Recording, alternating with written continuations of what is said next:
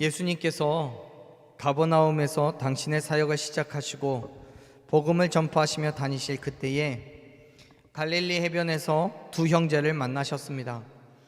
우리 다시 한번 말씀을 읽어볼 텐데요. 18절 말씀을 같이 읽겠습니다. 같이 읽습니다. 갈릴리 해변에 다니시다가 두 형제 곧 베드로라는 시몬과 그의 형제 안드레가 바다에 그물 던지는 것을 보시니 그들은 어부라. 아멘. 여러분, 사실 따지고 보면 예수님께서 이 땅에서 행하신 사역은 제자들이 큰 의미가 없습니다. 왜냐하면 예수님 혼자서 다 감당하실 일들이 많기 때문에 그래요. 복음을 전하시는 것은 물론이고 병든 자를 치료하시거나 귀신을 내쫓는 것과 같은 모든 사역에 있어서 제자들의 역할은 굉장히 미미합니다. 다 예수님의 능력이고 예수님께서 행하시는 일들이에요. 그럼에도 불구하고 예수님께서 제자들을 부르시는 이유는 예수님께서 이 땅에 오신 이유를 알고 온 열방에 가르쳐 지키게 하시기 위해서였던 거예요. 다시 말해서 예수님께서 부활하신 이후에 승천하시면서 제자들에게 남기신 그 사역, 즉 사도행전 1장 8절에 기록되어 있는 예루살렘과 온 유대와 사마리아 땅 끝까지 이르러 내 증인이 되리라고 말씀하신 그 사역을 위해서 제자들을 부르신 거예요. 예수님께서 능력이 없으시거나 혹은 예수님께서 너무 힘드셔서 제자들의 도움을 필요로 하셨기 때문에 부르신 게 아니라는 거예요. 그런데 여러분, 예수님께서는 갈릴리 해변에 다니시다가 두 형제를 보고 제자로 삼으셨어요. 제자로 부르셨어요. 근데 그 제자로 부르시는 게 그냥 갑자기 제자로 부르시는 게 아니에요. 예수님께서는 그들을 충분히 살펴보시고 그들이 제자가 될 만한 그릇이 되었기 때문에 부르신 거예요. 보세요. 18절 말씀을 보면요, 예수님께서는 두 형제를 보셨어요. 여기에서 이 보시니라는 단어는 헬라어로 주목하다, 관찰하다 라는 의미를 가지고 있어요. 다시 말해서 예수님께서는 두 형제를 주목하셔서 관찰하셨던 거예요. 그런데 여기에서 더 나아가 이 단어가 뜻하는 것은요, 영적으로 깨닫다, 인식하다, 그런 의미를 가지고 있어요. 다시 말해서 예수님께서는 두 형제를 주목하셔서 관찰하셨던 거예요. 그 말은 예수님께서 이 두 형제를 눈여겨보셨는데 그들의 영적인 상태까지도 아주 자세하게 살펴보셨다는 거예요. 그런데 여러분, 생각해 봅시다. 예수님께서는 이 두 형제의 어떤 부분을 눈여겨보셨을까요? 지금 우리가 읽었던 18절의 말씀에서처럼 보셨는데, 두 형제 베드로와 안드레를 보셨는데 도대체 그 형제들의 어떤 점을 보시고 예수님은 제자로 부르셨을까요? 마태는요, 마태복음을 기록한 저자인 마태는 18절에서 예수님의 시선을 끈 그 지점을 분명하게 제시합니다. 그게 어디예요? 바로 그물을 던지는 모습이에요. 18절 말씀을 보면 분명하게 이야기하고 있죠. 시몬과 그의 형제 안드레가 바다에 그물을 던지는 것을 보셨다고요. 그렇습니다. 예수님께서는 어부인 이 두 형제, 즉 베드로와 안드레가 그물을 던지는 모습에 주목하셨던 거예요. 그리고 그들을 제자로 부르셨어요. 사랑하는 여러분, 지금 예수님께서는 당신이 승천하신 이후에 대비하여서 예수 그리스도의 복음을 선포할 제자들을 찾고 계셔요. 그러면서 갈릴리 해변을 걷고 계시는 거예요. 당시 그곳에는 많은 사람들이 있었어요. 물론 그물을 던지는 사람도 있었고 배를 몰고 돌아오는 사람도 있었어요. 뿐만 아니라 예수님의 말씀을 듣기 위해서 모인 사람들도 있었어요. 이 사건은, 같은 사건을 기록하고 있는 누가복음의 말씀을 보면 예수님께서 갈릴리 해변에서 배를 타고 바다에 나가셔서 해변에 모인 모든 사람들에게 말씀을 선포하셨다고 기록하고 있어요. 즉 우리가 읽은 28절부터 22절까지에서는 자세하게 기록하고 있지 않지만 예수님께서는 갈릴리 해변을 그냥 다니시는 게 아니라 말씀을 선포하셨던 거예요. 그 중에서 그 말씀을 듣고 또 그곳에 있는 많은 사람들 중에서 예수님은 유독 베드로와 안드레에게 관심을 보이셨어요. 왜요? 그들이 그물을 던지는 그것이 다른 사람들과 달랐기 때문이에요. 이렇게 얘기하면 도저히 당시의 상황이 이해가 안 될 거예요. 그런데 이 사건을 기록하고 있는 조금 전에 말씀드린 누가복음 5장 1절부터 11절까지의 말씀을 보면 예수님께서 선택하신 그 이유가 분명하게 이해됩니다. 한번 말씀을 찾아볼게요. 누가복음 5장 1절부터 11절이에요. 제 성경책으로는 신약성경 95페이지에 있습니다. 누가복음 5장 1절부터 11절까지 말씀이요. 자, 누가복음 5장 1절부터를 펼쳐놓으시고 이렇게 다시 한번 말씀을 보겠습니다. 여기에 있는 기록되어 있는 말씀을 보면 시몬, 즉 베드로는 이미 배에서부터 내려와서 다음날 사용하기 위해서 그물을 정리하고 있었어요. 이 시몬이 나중에 베드로가 돼요. 자, 어쨌든 시몬과 그의 동료가 그물을 정리하고 있는데 그냥 정리를 하고 있는 게 아니에요. 풀이 죽어 있었어요. 왜 풀이 죽어 있었냐면 아무것도 잡은 것이 없었기 때문에요. 여러분, 이들은요 취미로 낚시를 하고 있는 게 아니에요. 어부이고요, 물고기를 잡아야 먹고 살 수 있었어요. 하지만 웬일인지 지금 그들은 밤이 새도록 쉴 새 없이 그물을 던졌어도 고기를 잡을 수가 없어요. 그렇게 날이 새자 결국 그들은 잡은 것도 없이 허탈한 심정으로 그물을 정리를 하고 있는 거예요. 그런데 그러한 시몬에게 예수님께서 오셔서 말씀하십니다. 깊은 데로 가서 다시 그물을 내려 고기를 잡으라고요. 여러분, 이게 말이 안 되는 게요, 지금 예수님께서 말씀하시는 이 시간이 해가 뜬 아침이에요. 당시의 어부들은 고기를 언제 잡았냐면 밤에 잡았어요. 날이 새도록 잡아요. 그리고 날이 새면 그물을 걷어들여서 나머지를 정리하는 거예요. 또 이따가 저녁에 다시 나가야 되니까요. 지금 베드로가 그물을 정리하고 있는 이 시간은 아침인 거예요. 그 아침에 다시 나가서 그물을 던지라고 하는 거는 정말 아무것도 모르는 사람인 거예요. 또 있어요. 당시에 시몬은 그물을 씻고 있었잖아요. 밤새도록 던진 그물을 피곤한 몸을 이끌고 다음에 사용하기 위해서 정리하고 있는 거예요. 잡은 거라도 있어야 기쁜 마음으로 그물을 정리하죠. 아무것도 잡은 게 없어서 풀 죽어서 걱정을 하면서 그물을 정리하고 있는 그 사람들에게 예수님께서 말씀하시는 거예요. 정리해놓은 그물을 다시 가지고 가서 깊은 곳에 던지라고요.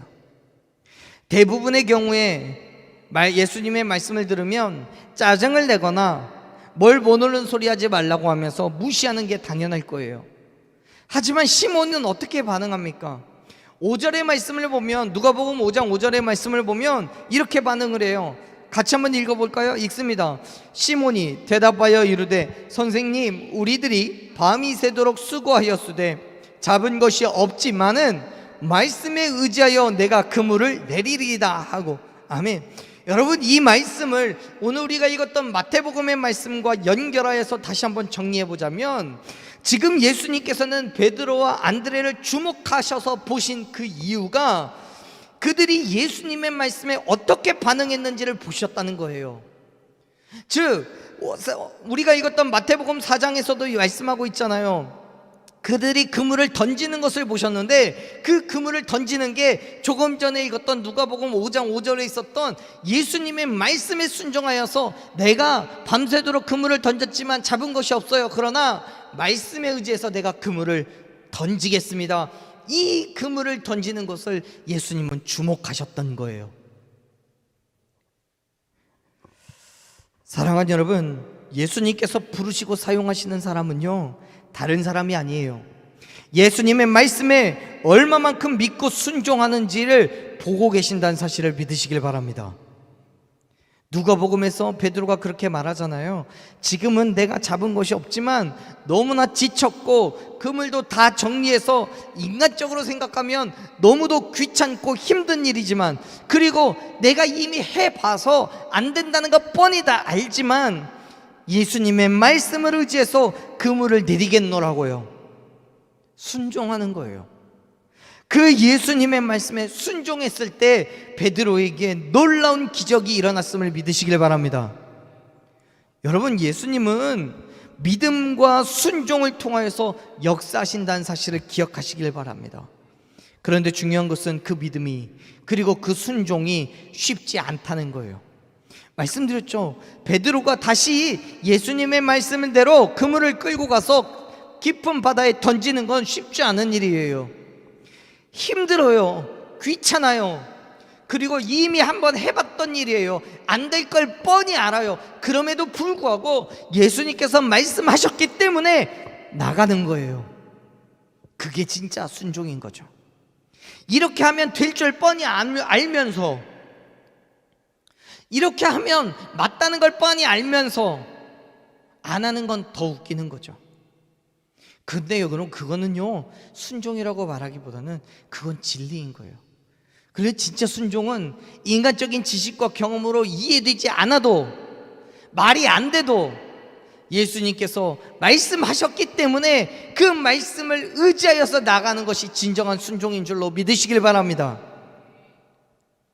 여러분, 인간의 지식과 경험으로요, 말도 안 되는 것을 요구하셔요. 누가요? 하나님이요. 그리고 우리에게 절대적인 믿음과 순종을 요구하시는 거예요. 사랑하는 여러분, 하나님께서 저와 여러분을 통해 행하실 그 일은 무엇입니까? 우리의 경험과 지식으로는 이해되지 않을 수도 있어요. 논리적으로는 설명되지도 않고요, 설득되지도 않을 수도 있어요. 그러나 하나님께서 말씀하셨다면 순종하십시오. 믿음으로 그물을 내리십시오. 그 믿음과 순종함에 하나님께서는 놀라운 기적을 경험하게 하실 줄로 믿습니다. 그리고 저와 여러분을 불러서 당신의 귀한 사역을 감당하게 하실 줄로 믿으시길 바랍니다. 예수님께서는요, 당신의 말씀에 순종하여서 엄청난 고기를 건진 베드로와 안드레를요, 제자로 부르셨어요. 이렇게 말씀하시죠. 우리가 읽었던 말씀, 마태복음 말씀으로 다시 돌아가겠습니다. 마태복음 4장 19절 말씀 같이 읽습니다. 말씀하시되 나를 따라오라, 내가 너희를 사람을 낚는 어부가 되게 하리라 하시니. 아멘.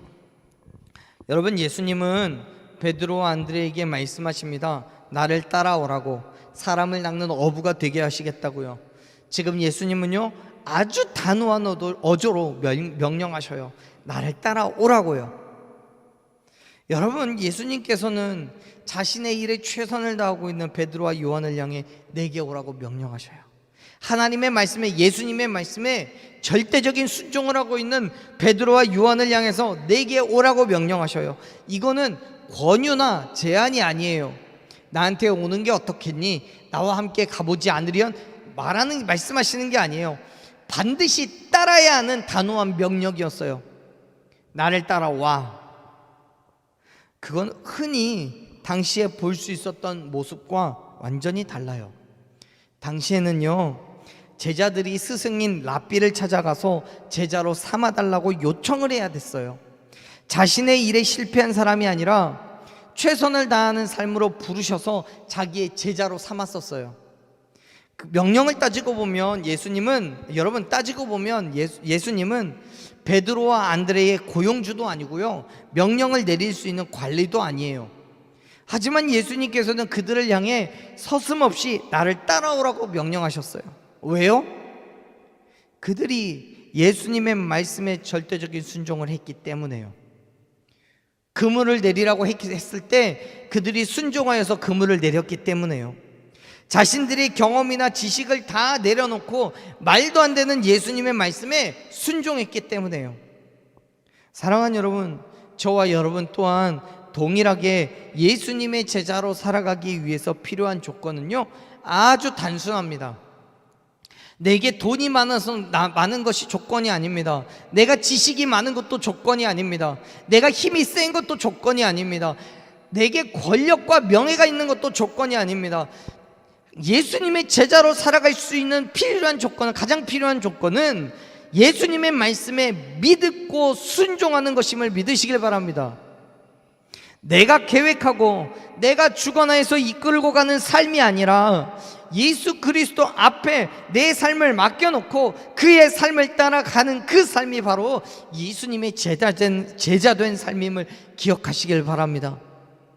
예수님께서는 베드로와 안드레에게 나를 따라오라고 지금 명령하셔요. 그 명령은 지금까지 너희들의 생각과 뜻에 따라 계획을 세우고 인생의 길을 결정했지만 이제는 내가 그 모든 것들을 책임지겠다라고 말씀하시는 거예요. 나를 따라오라고. 언제요? 언제 책임지세요? 믿음으로 순종하며 따라갈 때요. 물론 그 삶에 오히려 더 많은 유혹도 있고요, 시험도 있어요. 그러나 그 모든 것들을 포기하고 예수님을 따라갈 때 저와 여러분은 기적을 경험할 줄로 믿습니다. 믿으시면 아멘 하십시오. 그 기적의 삶이 있기 때문에 예수님은 우리에게 결단을 요구하시는 거예요. 모든 것을 버려두고 따라갈 수 있는 그 결단이요. 예수님께서 베드로와 안드레에게 말씀하시죠. 내가 너희를 사람을 낚는 어부가 되게 하시겠다고요. 여러분, 이 말씀에서 되게 하리라 라는 이 말씀은 능동형으로 기록되어 있어요. 무슨 말이냐면 예수님을 따라갈 때 베드로와 안드레가 그들 스스로 사람을 낚는 어부가 될 것이다 라고, 사람을 낚는 어부로 발전해 갈 것이다 라고 말씀하시는 게 아니에요. 될 수 있을지도 몰라 라고 말씀하시는 게 아니에요. 예수님께서는 그들에게 역사하셔서 사람을 낚는 어부로 만들어 주시겠다고 말씀하시는 거예요. 다시 말해서 베드로와 안드레가 사람을 낚는 어부가 되는 것은 자신들의 노력이나 어떤 우연한 결과로 되는 게 아니라 하나님의 주권적인 섭리와 역사심을 통해서 된다는 거예요. 사랑하는 여러분, 사람을 낚는 어부, 즉 하나님의 사명을 감당하는 그 일은 내 힘과 능력으로 되는 게 아닙니다. 아무리 노력을 하고 열심을 내봐도 하나님의 역사하심이 아니면 되지 않는 일이에요. 오히려 더 많은 시험에 들고요, 세상의 유혹과 어려움 가운데에서 허우적대다가 실패하고 좌절하는 거예요. 반대로 말하면 하나님의 사명은 하나님의 주권적인 섭리와 절대적인 능력 가운데서 감당할 수 있음을 믿으시길 바랍니다. 그렇기 때문에 여러분, 우리의 연약함을 인정하고 하나님의 도우심을 구하십시오. 부르시는 그 음성에 겸손하게 아멘하고 화답하며 나아가십시오. 하나님께서 우리를 들어서 사용하시는 거예요. 내가 발버둥 쳐봐야 나는 아무것도 할 수 없어요. 내가 하나님의 사명을 감당하겠다고 정말 열심을 내봐야 하나님께서 들어 사용하시지 않으면 아무것도 할 수가 없어요. 바울은요, 고린도전서 1장 25절에서 분명하게 선언하십니다. 하나님의 어리석음이 사람보다 지혜롭고 하나님의 약하심이 사람보다 강하다고요. 여러분, 우리가 하나님을 의지해야 되는 이유가 바로 이것 때문이에요. 내가 아무리 지혜롭다고 할지라도 하나님의 어리석음의 발끝만큼도 못 따라가요. 내가 아무리 강하다라고 얘기할지라도 하나님의 약하신 것의 새끼손가락만도 못해요.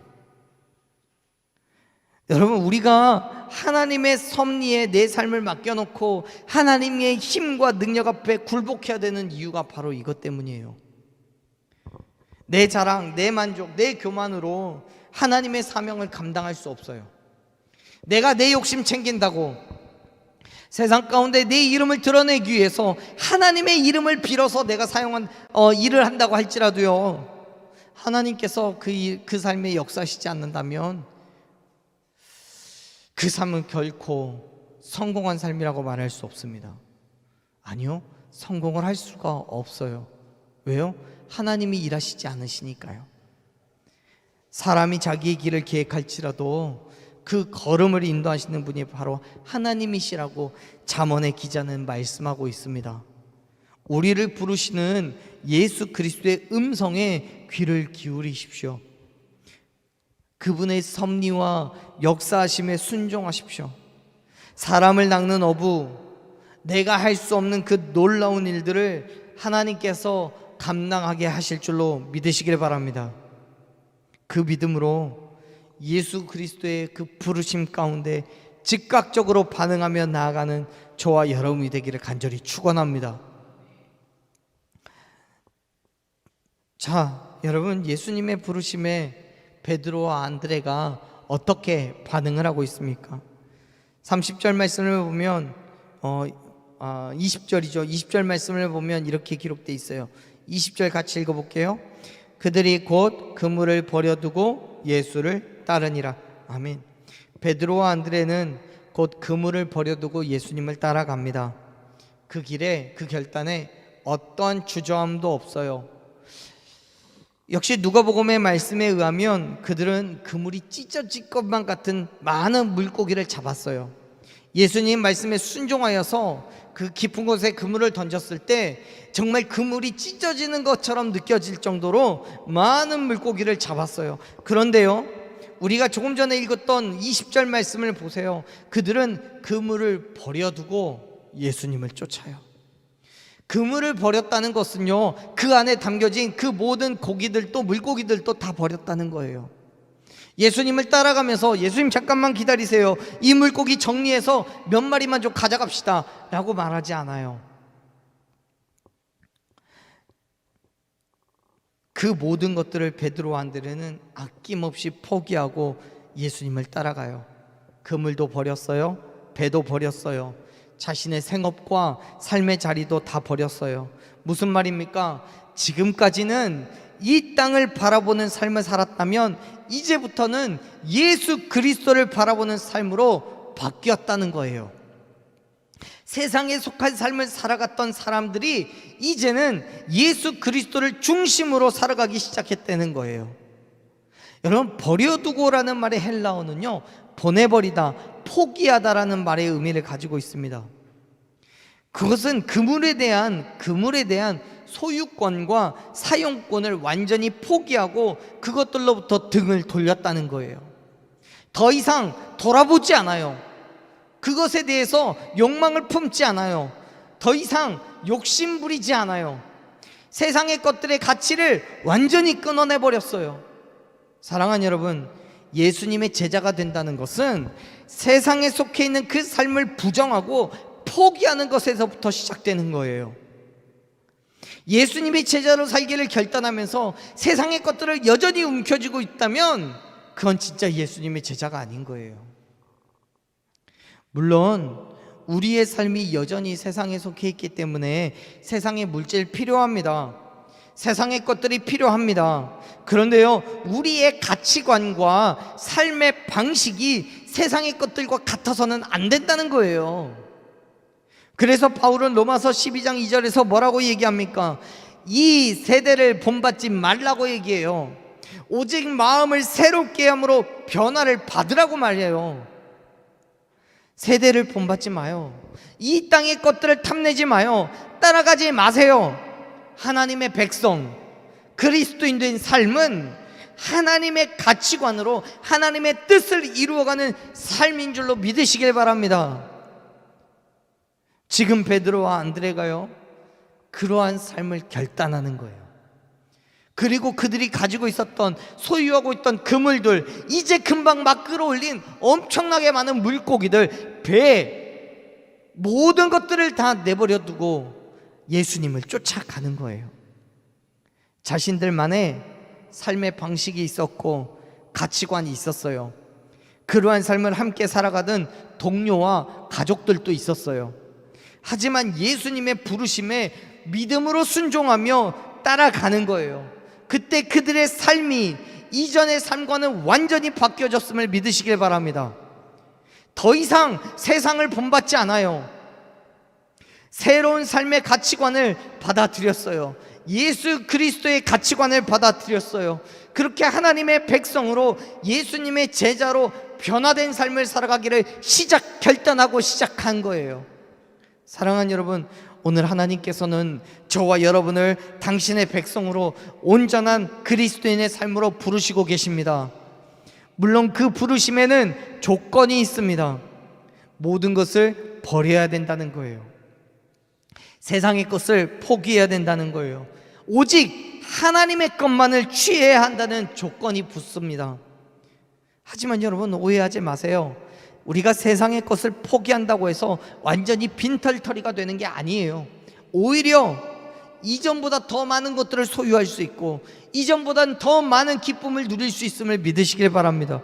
왜요? 천지 만물을 창조하시고 다스리시는 하나님께서 저와 여러분의 필요한 모든 것들을 풍성하게 채워주실 것이기 때문에요. 믿으십니까?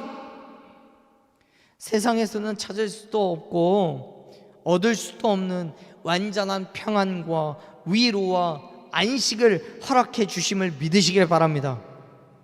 그렇기 때문에 세상 속에서 살아갔던 때보다 훨씬 더 많은 것들을 소유할 수 있고 훨씬 더 높은 기쁨과 즐거움을 맛볼 수 있는 거예요.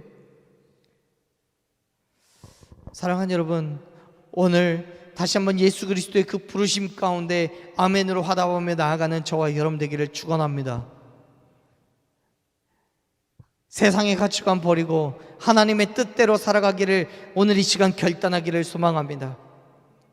그 믿음의 삶 가운데, 그 믿음의 결단에 하나님께서 말로 다 할 수 없는 은혜와 축복을 더하여 주실 줄로 믿습니다. 여러분, 베드로와 안드레를 제자로 삼으신 예수님은 잠시 후에 또 다른 두 형제를 만나요.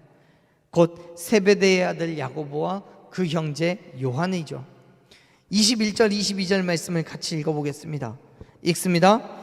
거기서 더 나가시다가 다른 두 형제 곧 세베대의 아들 야고보와 그의 형제 요한이 그의 아버지 세베대와 함께 배에서 금을 깁는 것을 보시고 부르시니 22절 그들이 곧 배와 아버지를 버려두고 예수를 쫓따르니라. 아멘. 예수님께서는 야고보와 요한도 제자로 부르셨어요. 그리고 그들 또한 그들이 가진 모든 것, 즉 배와 아버지를 버려두고 예수님을 따라가요. 역시 같은 사건을 기록하고 있는 누가복음 5장 11절을 보면 예수님께서 베드로와 안드레에게 깊은 데로 가서 그물을 던져서 그 고기를 잡으라고 말씀하셨고 그 말씀에 순종해서 그물을 던졌을 때 많은 고기를 잡게 된 그 사건 속에 야고보와 요한도 있었습니다. 그 놀라운 사건을 보고 그들 스스로 그들이 엄청나게 놀랐다고 성경은 기록하고 있어요. 매우 놀랐다고요. 여러분, 야고보와 요한은요, 예수님께서 보여주신 그 기적의 사건을 자신들의 눈으로 확인했어요. 그리고 예수님의 부르심에 따라가는 베드로와 안드레도 봤어요. 그렇기 때문에 자신들을 부르는 예수님의 말씀에 주저함 없이 지금 따라가고 있는 거예요. 여러분, 야고보와 요한은 그의 아버지인 세베대와 함께 그물을 수선하고 있었어요. 그러던 중에 예수님의 부르심을 받았어요. 그러자 모든 것을 버려두고 예수님을 따라갑니다. 아무것도 아깝지 않아요. 심지어 아버지도 버렸대요. 여러분, 오해하지 마세요. 아버지를 버렸다고 해서 소위 폐륜을 행하듯이 버린 게 아니에요. 아버지가 바지가댕이를 붙잡고 가면 안 돼 하고 있는데 다리를 툭 차면서 저리 가세요 그러고는 버리고 도망간 게 아니에요. 여기에서 이 아버지를 버렸다라는 말의 의미는 뭐냐면 아버지의 통제로부터 벗어났다는 것을 의미해요. 무슨 말이냐면 당시의 사회는요, 북의 사회예요. 가부장적인 분위기가 있었어요. 그렇기 때문에 아버지는 자녀의 행동에 영향을 주었어요. 당연히 야고보와 요한 또한 아버지인 세베대의 영향력 아래에 있었습니다. 그렇기 때문에 지금 그들이 아버지를 버려두고 예수님을 따라갔다는 것은 아버지인 세베대의 영향력으로부터 벗어나서 예수님을 의지하기 시작했다는 것을 말해요. 그렇습니다. 야고보와 요한은 폐륜적인 의미에서 아버지를 버린 게 아니에요. 여전히 아버지를 존경하고 사랑합니다. 여전히 아버지를 섬길 마음도 있습니다. 그러나 그 모든 것이 이전에는 아버지의 말씀에 순종하고 아버지의 계획에 따랐다면 이제는 예수 그리스도의 말씀을 순종하고 예수 그리스도의 계획을 따르는 삶으로 결단했다는 거예요. 야고보와 요한은 더 이상 세상의 가치관을 따르지 않아요. 예수 그리스도께 삶을 맡겨놓고 그의 말씀에 순종하기로 결단했던 거예요. 사랑하는 여러분, 성경은 우리에게 폐륜을 요구하지 않아요. 다만 인간적인 생각과 지식과 경험을 따르는 것이 아니라 하나님의 말씀에 순종하는 삶을 요구하고 있음을 믿으시길 바랍니다. 물론 그 삶에 세상적인 유혹과 시험이 있습니다. 가족을 통하여서, 친구를 통하여서 많은 어려움이 주어질 수도 있어요. 갈등이 있을 수도 있어요. 그럼에도 불구하고 하나님의 말씀에 순종하는 거예요.